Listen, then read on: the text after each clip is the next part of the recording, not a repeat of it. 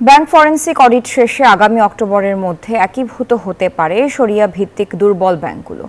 তবে এতে বিনিয়োগ ও শিল্প উদ্যোক্তাদের মাঝে বিরূপ প্রভাবের শঙ্কা এবং বেসরকারি খাতে প্রবৃদ্ধি থমকে যেতে পারে বলে মত অর্থনীতি বিশেষজ্ঞদের।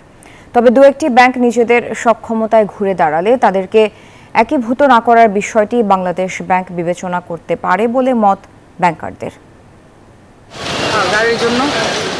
আগামী 4 মাসের মধ্যেই শরিয়া ভিত্তিক ও দুর্বল ব্যাংকগুলোকে একীভূত করে নতুন একটি সরকারি ব্যাংক কার্যক্রম শুরু করবে।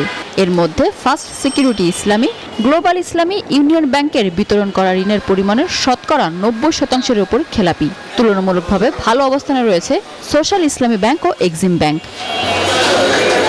আপাতপক্ষে দুর্বল ব্যাংকগুলোকে নিয়ে একটি সরকারি ব্যাংক তৈরি করা হবে। আর ব্যাংক একীভূতকরণের চলমান এই প্রক্রিয়া বাংলাদেশ ব্যাংকের আলাদা একটি বিভাগ তদারকি করবে বলে জানান গভর্নর। ইসলামী ব্যাংকগুলো নিয়ে আমরা প্রথম পর্যায়ে শুরু করব, পরবর্তীতে কিছু চলমান প্রক্রিয়া থাকবে। যদি ব্যাংকগুলো নিজেদেরকে ধ্বংসের পথে নিয়ে যায়, সেটাকে তার আগেই এটাকে করে নেওয়া, কন্ট্রোল নিয়ে সরকারিকরণের মাধ্যমে তাদেরকে একীভূত করা। একীভূতকরণে নিজেদের প্রস্তুতির কথাও জানায় সোশ্যাল ইসলামী ব্যাংক। তবে নিজেদের সক্ষমতায় ঘুরে দাঁড়াতে পারলে এবং ব্যাংকের ফরেনসিক অডিট রিপোর্ট সন্তোষজনক থাকলেই বান্ডেল থাকলে প্রতি সেনমানিতে টাকা বাঁচবে।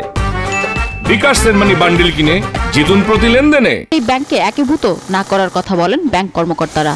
অক্টোবরের মধ্যে বা 3 বা 4 মাসের মধ্যে এই প্রসেসটা ওনারা কমপ্লিট করে নতুন ব্যাংকের কার্যক্রম শুরু হবে। এটা বাংলাদেশ ব্যাংকের একটা টিম আর 5টা ব্যাংকের 5টা টিম মিলে এটা একটা লিগে ডে টু ডে অপারেশনটা যেন স্মুথলি রান করে, সেটার জন্য একটা টিম কাজ করবে। এইচআর এ কাজ করবে, এখানে আরেকটা কাজ করবে আইটিতে। দু একটি ব্যাংক আশা ব্যক্ত করছে যে তারা নিজেরা আর সাহায্য না নিয়ে চলতে পারবে, তাদেরকে ছাড় দেওয়া যাবে কিনা সেটা একটা বিবেচনা হবে।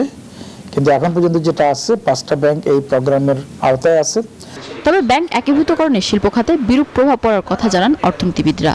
উদ্যোক্তাদের ভিতরেও একটা নেগেটিভ ইম্প্যাক্ট পড়ার সম্ভাবনা রয়েছে, কারণ তারা এই দুর্বল ব্যাংক ছেড়ে তারা কিন্তু এখন সবল ব্যাংকের দিকে যাচ্ছে। তাহলে দুর্বল ব্যাংক তো তাহলে তখন দুর্বলই থেকে যাবে, কর্মসংস্থান কমে যাবে এবং আপনার অর্থনীতিতে যে ঋণ প্রবাহ হচ্ছিল, প্রাইভেট সেক্টর ক্রেডিট গ্রোথ যেটা হচ্ছিল, সেই ঋণ প্রবাহ থমকে যাবে। আমানতকারীদের টাকাটা যাতে ফেরত পায় সেটার চেষ্টা থাকবে, সেগুলো সেফগার্ড কিছু রেখেই এটা করা হবে।